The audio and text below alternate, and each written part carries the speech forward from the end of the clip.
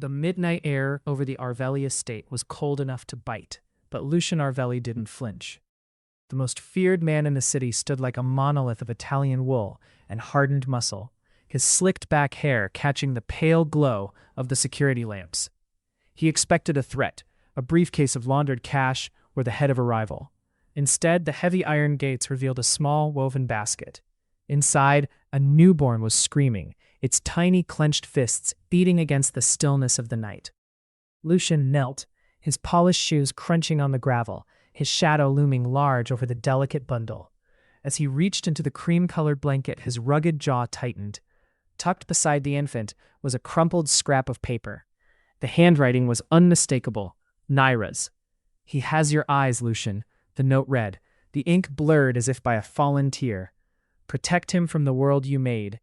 In an instant, the boss's intense, controlled gaze shattered. The man who held the city in a stranglehold suddenly found his own breath hitching. He wasn't just looking at a mystery, he was looking at his son, Elio, and the devastating cost of his own power. The heavy oak doors of the Arvelli mansion groaned shut, sealing out the winter chill, but locking in a new, terrifying reality. Lucian strode through the marble foyer, the infant's wails echoing off the vaulted ceilings, like an alarm he couldn't silence. His security detail stood like statues, their eyes averted. They were used to seeing their boss carry heavy loads, bags of currency, the weight of a city's secrets, or the literal bodies of his enemies. But the sight of him cradling a woven basket with such agonizing care struck them dumb. Upstairs, in a master suite designed for cold efficiency and sharp edges, Lucian set the basket on his desk. The crying hadn't stopped. It had escalated into a frantic, rhythmic gasping that tore at Lucian's composure. He shed his suit jacket, his silk shirt damp with sweat despite the air conditioning. He was a man of action, a man who solved problems with a nod or a trigger pull. Yet he stood paralyzed by 6 pounds of shivering humanity. With hands that could dismantle a firearm in seconds, he tentatively reached into the basket. He lifted Elio, the child's smallness making Lucian feel like a giant made of glass. As he brought the boy to his chest, the infant's flailing hand caught on the dark fabric of his shirt. The crying softened into a jagged whimper. Lucian's rugged stubble brushed against the soft, cream-colored wool of the blanket as he lowered his head, breathing in the scent of milk and rain. He tried to recall anything he knew of comfort. He began to pace, his heavy footsteps muffled by the Persian rugs. "Quiet now," he rumbled, his voice a low, gravelly vibration that seemed to startle the baby into silence. Elio's eyes drifted open, wide, searching, and unmistakably Arvelli. In that gaze, Lucian saw a reflection he hadn't faced in years, a soul that hadn't yet been corrupted by the blood on his hands. He looked at the door, thinking of the high-end agencies he could call, the secret nannies he could hire to whisk this complication away to a villa in Tuscany. He could provide for the boy from a distance, keep his hands clean and his life focused on the war for the docks. But as Elio's tiny fingers curled around Lucian's thumb, anchoring the boy to him, the thought vanished. Naira hadn't sent the boy to a fortress. She had sent him to a father. The lion looked down at the lamb and realized the gate was closed for good. No one else was coming to save either of them. By the time the sun began to bleed over the city skyline, Lucian sat in the blue light of his private study, the note spread flat across his glass desk. Elio was finally asleep in a makeshift cradle of silk pillows, but Lucian's mind was a battlefield. He stared at the parchment until the elegant curves of Naira's handwriting felt burned into his retinas. Something about the paper felt wrong, too heavy, too deliberate. He summoned his lead forensic specialist, a man who usually spent his hours scrubbing digital footprints or tracing untraceable shell companies. "Analyze it," Lucian commanded, his voice tight. "I want to know where the paper came from, the ink composition, and every microscopic mark on its surface. Now." As the specialist worked under the glare of a high-powered lamp, Lucian paced the perimeter of the room. The polished, controlled aura he had spent decades cultivating was fraying at the edges. He watched through the magnifying lens as the specialist applied a specialized UV light and a chemical reactant to the page. "There's a salt residue here, boss," the technician whispered, pointing to a faint, puckered distortion near the bottom margin. "It's not a spill, it's a tear." Lucian's heart hammered against his ribs. A tear meant she hadn't just abandoned the boy, she had been breaking as she wrote it. But it was the second discovery that changed everything. Under the chemical wash, A series of faint, indented pinpricks emerged between the lines of text. Not letters, but a string of geographic coordinates hidden in the texture of the paper itself. It was a distress signal disguised as a goodbye. These coordinates point to an old industrial wharf in the North District, the technician noted, his brow furrowed. It's territory currently held by the Vane family, but our own logistics reports say it's been inactive for months. Lucian's jaw set, his light stubble casting a shadow over his face as a cold, predatory clarity settled over him. Naira wasn't gone by choice. She was being held in a ghost location, tucked away in the shadows of a rival's land, a place his own intelligence should have flagged weeks ago. The realization hit him like a physical blow. To keep a secret this large, someone within his own organization had to be blinding him. He looked over at the sleeping infant, then back at the hidden map of Naira's captivity. The note was no longer just a plea for protection. It was a roadmap to a war. Naira was alive, and the world he made wasn't just a threat to his son. It was the cage holding his mother. Lucian reached for his suit jacket, his eyes wide and focused with a new, lethal intent. The boss was back, but this time he was hunting for family. The atmosphere in the Arvelli war room was thick with the scent of espresso and expensive tobacco, but the usual air of calculated aggression was missing. Lucian sat at the head of the long mahogany table, Elio cradled against his chest in a dark sling that looked out of place against his sleek black suit. He watched his captains file in, his intense gaze lingering on each man. Most looked away, uncomfortable with the sudden presence of a child in their sanctuary of violence. But Silas, his right hand for over a decade, was different. Silas stood by the window, his eyes darting toward the baby with a twitch of his jaw that didn't match his usual cool demeanor. When Elio let out a soft, rhythmic sigh, Silas's hand tightened visibly around his crystal glass. It wasn't the look of a man surprised by a child. It was the look of a man seeing a ghost return to haunt him. "The North District Wharf," Lucian began, his voice a low, dangerous rumble that vibrated through the room. "I'm taking a strike team there tonight. Our inactive reports were wrong. There's a pulse at that dock, and I want to know why we missed it." Silas cleared his throat, a sound that lacked its usual authority. "Boss, that's Vane territory. Going in without a formal declaration of war, it's reckless. For a child we know nothing about, it's exactly what they want." Lucian leaned forward, his posture suggesting a predator ready to spring. "Is it, Silas? Because the note that came with this child suggests the danger started long before he arrived at my gate." He paused, his focus narrowing on his lieutenant. "Tell me, Silas, do you remember the night Naira disappeared? You were the one who drove her to the airport.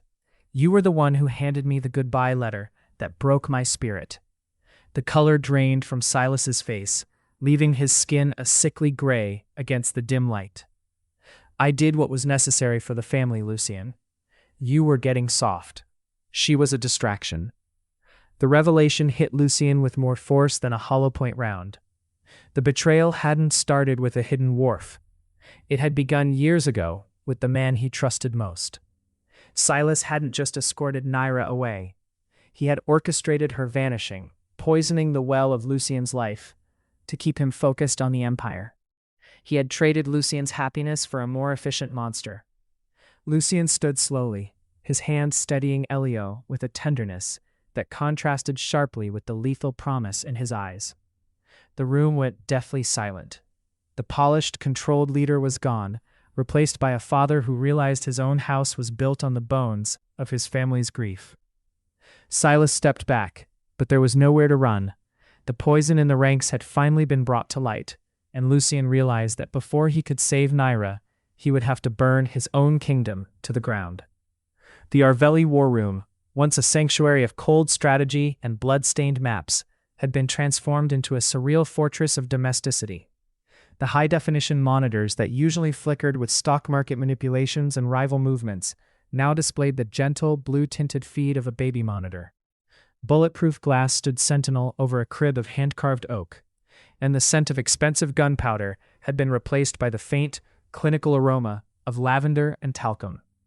Lucian had stripped the room of its lethality, turning his center of command into a sanctuary for the boy who now carried the weight of his future. Despite the transition, the tension remained. Lucian had hired a specialized nurse, a woman whose silence was bought with a fortune and whose loyalty was guaranteed by the Arveli name, but she soon found herself a spectator in her own job. She stood in the shadows of the vaulted room, watching as the man who had ordered the downfall of syndicates hovered over the crib. Lucien had discarded his silk tie and unbuttoned his collar, his sleeves rolled up to reveal forearms scarred by years of conflict. When Elio began to stir, a thin, piercing wail cutting through the hum of the servers, it wasn't the nurse who moved. Lucien was there in a heartbeat. His large, calloused hands that Silas had once praised for their steady aim, reached into the crib with a newfound, trembling reverence. He lifted the boy, tucking Elio's small head beneath his chin, right against the pulse of his throat. "I have you," Lucien whispered, his voice losing its jagged edge, becoming a low, taper, jazz, grounding vibration. As he paced the length of the room, passing the darkened screens that held the coordinates to Naira's prison, the transformation was no longer just aesthetic. The monster Silas had tried to preserve was dissolving. For years, Lucien had believed that his power came from his lack of attachments, that being polished and controlled meant being empty. But as Elio's breathing synchronized with his own, Lucien felt a different kind of strength. A terrifying, primal resolve that made his previous ambitions look like child's play. The nurse watched as the boss sat in his heavy leather chair, the child finally falling back into a deep, trusting sleep against his chest. Lucien's facial expression was no longer intense with malice. It was wide and focused with a protective clarity. He realized that the nursery fort wasn't just to keep the world out. It was to keep the man he used to be from ever coming back. He was no longer just holding a child. He was holding the only piece of himself that was still worth saving. The war for the docks could wait. For the first time in his life, Lucien Arveli was exactly where he needed to be. The peace of the nursery was shattered at 3 a.m. by the muffled thwip of suppressed rounds and the shattering of the foyer's stained glass. The Arveli mansion, a fortress of silent secrets, suddenly erupted into a battlefield. On the monitors, shadowy figures from the Vane family breached the perimeter, their movements precise and predatory. They weren't here for a sit-down or a negotiation. They were here to cut the Arveli line at its root. Lucien didn't reach for his intercom to bark orders to his guards. He didn't retreat into a panic room. He moved with a cold, terrifying fluidity that bypassed the polished commander and tapped into something ancient and feral.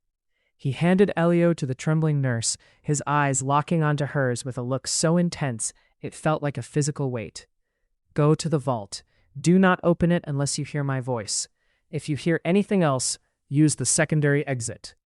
As the door hissed shut, Lucien stepped into the hallway. He wasn't wearing his suit jacket. His white shirt was unbuttoned, his feet bare on the cold marble. He met the first 3 intruders at the top of the grand staircase. Usually Lucien fought with the detached efficiency of a man protecting his interests. Tonight, he fought like a man protecting his soul. He didn't just neutralize the threat, he dismantled it. When the lead gunman leveled a rifle, Lucien closed the distance in a blur of motion. His hands, the same hands that had cradled Elio hours ago, breaking bone with sickening precision. There was no theatricality, no ego. He used a rival's own weapon against him with a brutality that made even the hardened Vane soldiers hesitate. He was a whirlwind of calculated violence, driven by the knowledge that every inch he gave was an inch closer to the nursery. When the last of the strike team fell in the hallway, the silence that followed was heavier than the gunfire. Lucien stood amidst the wreckage, his chest heaving, his shirt stained with the evidence of the struggle. He looked at his hands, trembling slightly not from fear, but from the sheer adrenaline of a father's rage. He had spent his life being a boss to earn respect and power, but as he turned back toward the vault to retrieve his son, he realized he had never been more dangerous than he was in this moment. He wasn't fighting for territory or pride anymore. He was fighting for the screaming life behind the reinforced door. And as he wiped a spray of red from his jaw, the message to the Vane family was clear. The boss was a monster, but the father was a god. The adrenaline from the night's violence had settled into a cold, hard knot in Lucien's stomach as he drove into the city's forgotten outskirts. He arrived at a crumbling row house where the air smelled of damp earth and wood smoke. Inside sat Elena, a woman who had served the Arveli household for 30 years before vanishing into a quiet retirement. She looked at Lucien, bloodied, disheveled and holding a sleeping infant, and her eyes filled with a terror that had nothing to do with his reputation. "I knew this day would come," she whispered, her voice trembling like dry leaves. "The boy, he has her face." Lucien didn't loom over her with the usual threats of his trade. He sat at her small kitchen table, the weight of his exhaustion finally showing in the sag of his shoulders. "Silas told me she left because she couldn't handle the life, Elena. He gave me the letter. He said she took the money and ran." Elena let out a jagged, bitter laugh. "Naira would have crawled through glass for you, Lucien. She didn't run from you. She ran for you." She reached out, her weathered hand hovering near the cream-colored blanket. "Silas came to her the night she disappeared. He showed her a transcript, forged, of course, of you ordering a hit on her. He told her that her presence was making him weak, that the board of directors wanted her gone, and that if she didn't vanish, he would be forced to pull the trigger himself." The silence that followed was deafening. Lucien felt the world he had spent a decade building tilt on its axis. Every decision he had made since then, every cold-blooded order, every bridge burned, every night spent in a hollow golden tomb had been fueled by the belief that Naira had betrayed him. He had become the ruthless, unfeeling Mafia boss because he thought love was a lie told by a woman who didn't want him. "He told her you were the monster she feared you were," Elena continued, her voice breaking. "She left to save your soul, Lucien. She thought that by leaving, she was stopping you from becoming a murderer." Lucien looked down at Elio. The polished, controlled mask didn't just crack. It disintegrated. He realized his entire empire was a monument to a lie. Silas hadn't just stolen his woman, he had stolen his humanity, sculpting him into a weapon for the Arvelli family's profit. The rage that filled him now was different from the fire of the mansion raid. It was a cold, absolute certainty. His life had been built on a foundation of manufactured grief, and now that he knew the truth, he was going to tear down every pillar of the organization that had dared to play God with his heart. Silas hadn't made him a king, he had made him a prisoner, and the jailbreak was about to begin. The Arvelli boardroom was a tomb of glass and steel, overlooking a city that bled neon light into the fog. The air inside was static, charged with the lingering scent of the previous night's failed assassination. Lucien walked in, but he didn't take the head of the table. He stood by the floor-to-ceiling windows, Elio strapped to his chest in the dark sling, the infant's rhythmic breathing the only sound in the room. His lieutenants sat in suffocating silence, their eyes darting between the boss and Silas, who sat with a mask of practiced loyalty. "Last night, the Vanes tried to take my son," Lucien began, his voice a low, vibrating growl that seemed to rattle the pens on the table. "They knew exactly where the nursery was. They knew the shift change of the outer perimeter." Silas leaned forward, his hands folded neatly. "A tragedy, Lucien. It's clear our security has grown as soft as the man leading it. We need to focus on retaliation, not domestic distractions." Lucien turned slowly, his face illuminated by a passing siren. He didn't reach for the holster at his hip. Instead, he pulled a small digital recorder from his pocket and set it on the mahogany surface. The voice of Elena, the old maid, filled the room, trembling, honest, and devastating. She spoke of the night Naira was driven away, and the lie that Lucien had ordered her death to keep the Arvelli line pure. As the recording played, the temperature in the room seemed to drop. The other lieutenants looked at Silas with a mixture of shock and dawning horror. They were men of violence, but they operated on a code of blood and brotherhood. To manipulate the boss's heart to fuel the family's profit was a transgression that went beyond business. It was a soul-deep betrayal. "You didn't want a leader, Silas," Lucien said, stepping toward him, his presence towering and absolute. "You wanted a puppet. You cut Naira out of my life like a cancer, so you could be the one whispering in my ear. You traded my son's mother for a higher profit margin." Silas tried to stand, but the weight of the room was against him. "I made you the king you are. Without that coldness, you'd be nothing." "I am a father," Lucien corrected, his voice dropping to a whisper that carried more weight than a gunshot. "And a father protects his own, not just from enemies at the gate, but from the snakes in his own house." He didn't pull the trigger. To kill them here would be too merciful, too much like the monster they had tried to create. "Every one of you who knew, every one of you who took Silas's silver to keep the secret, you are dead to this city. Your assets are frozen. Your protection is gone. If you are within the state lines by sunrise, the Vames will be the least of your worries." He watched as Silas, the man who had been his brother in arms, realized he was now a ghost. Lucian walked out of the room without looking back, leaving the family to collapse into the vacuum of its own greed. He had purged the blood from his ranks, and for the first time in 10 years, the air in the mansion finally felt clean. He had destroyed his empire to find his truth, and the path to Naira was finally open. The engine of the black SUV hummed with a low, predatory thrum as Lucian navigated the winding coastal roads toward the Vane family's hidden estate. Rain lashed against the windshield, blurring the line between the gray sea and the jagged cliffs. Beside him in a secured car seat, Elio remained eerily quiet, as if the child understood that the atmosphere had shifted from protection to reclamation. Lucian's hands, steady on the wheel, were no longer the hands of a businessman or a boss. They were the tools of a man who had nothing left to lose and an entire world to regain. The estate appeared through the mist like a Gothic tomb, all gray stone and sharp iron. There were no guards at the gate. Silas had likely stripped the perimeter to save his own skin, leaving the location vulnerable. Lucian moved through the shadows of the foyer with a silent, lethal grace. He bypassed the ornate ballrooms and followed the coordinates until he reached a heavy reinforced door at the back of the property. With a single, focused kick, the lock gave way. The room inside was dim, smelling of salt water and medicinal herbs. On a narrow bed near the window sat a woman, her silhouette thin and fragile against the stormlight. When she turned, Lucian's heart, long dormant and encased in ice, finally shattered. Naira's eyes, the same deep haunting pools Elio had inherited, widened in disbelief. Her skin was pale, her hair a tangled crown of chestnut, but the fire in her gaze was still there, flickering behind the exhaustion. Lucian? Her voice was a ghost of a whisper, a sound he had replayed in his dreams for 10 agonizing years. He didn't speak. He couldn't. He crossed the room in 2 strides and fell to his knees beside her, his large hand cupping her cheek with a reverence that bordered on the holy. He saw the marks of her captivity, the frailty of her wrists, and the sheer strength it took for her to remain whole. He reached into the sling at his chest and shifted the blanket so she could see the sleeping face of their son. Her fingers trembling as she touched Elio's cheek. I thought Silas would find a way to... Silas is gone, Lucian rasped, his forehead leaning against hers. Everything is gone. It's just us. The reunion, a decade in the making, lasted only a heartbeat of peace. The heavy thud of helicopter rotors began to vibrate through the floorboards, and the sudden glare of spotlights cut through the room, blinding them.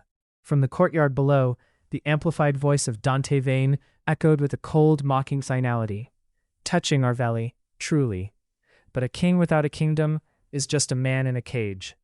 Lucian stood, the intense and deeply concerned expression returning to his face as he shielded Naira and Elio with his own body.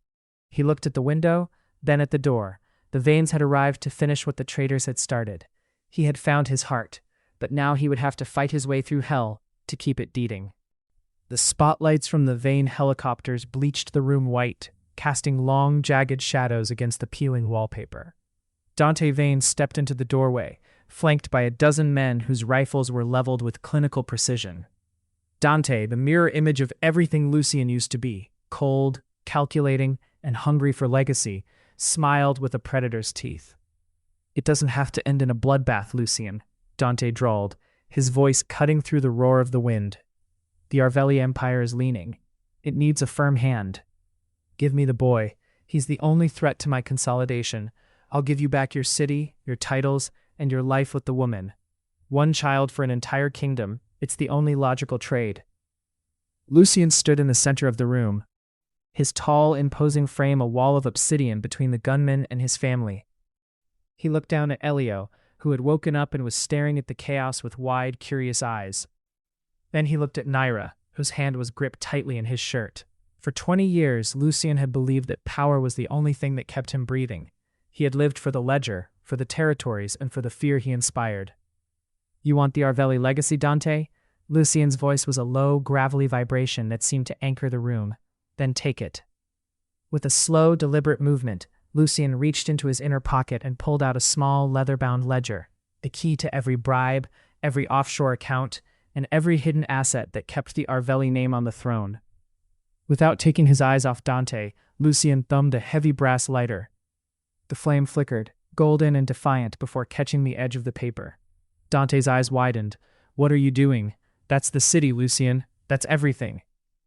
Everything is right here, Lucien replied, his gaze dropping to his son for a split second. He dropped the burning book onto the dry floorboards, the secrets of his empire turning into a pillar of fire. I'm not a boss anymore. I'm just a father, and you're in my way.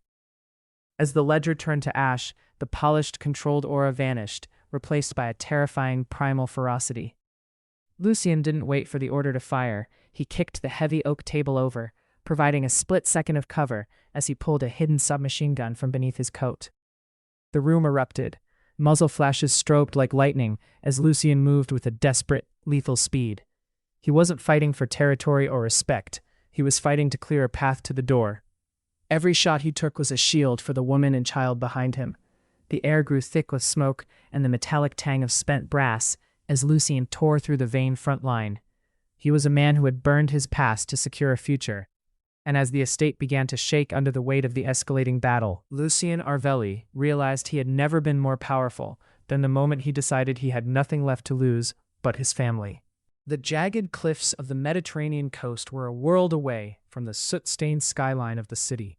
Here, the only sound was the rhythmic pulse of the turquoise tide against the white sand and the distant melodic cry of gulls circling the salt-sprayed air. A modest villa sat nestled among the olive groves, its stone walls warm from the afternoon sun, smelling of blooming jasmine instead of gunpowder and old secrets. Lucien Arvelli stood on the terrace, his silhouette no longer the rigid, intimidating monolith of a Mafia kingpin. He wore a simple linen shirt, the sleeves rolled back to reveal the faded ink of his past, though his eyes were no longer searching for threats in the shadows. His rugged, hardened look had softened into something approaching peace. The light stubble along his jaw remained, but the furrow in his brow had been smoothed away by months of quiet mornings and the simple, profound weight of a sleeping child. Nearby, Naira sat in a wicker chair, her skin glowing with a health that had seemed impossible in the dim light of her captivity. She watched him with a steady, knowing smile as he carefully adjusted the sunshade over Elio's cradle. The infant, now a few months older and thriving, let out a soft, contented coo. Lucien reached down, his large, scarred hand gently stroking the boy's cheek with a tenderness that would have been unrecognizable to the men who once feared his name. The Arvelli Empire was a ghost now, a collection of burned ledgers and empty boardrooms. To the world, Lucien Arvelli had vanished in the fire and smoke of the vain estate.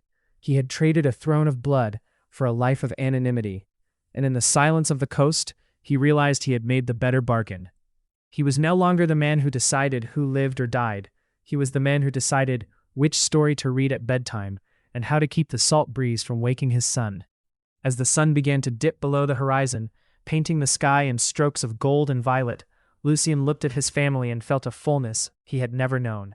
The world he made was gone, replaced by a world he was finally worthy of.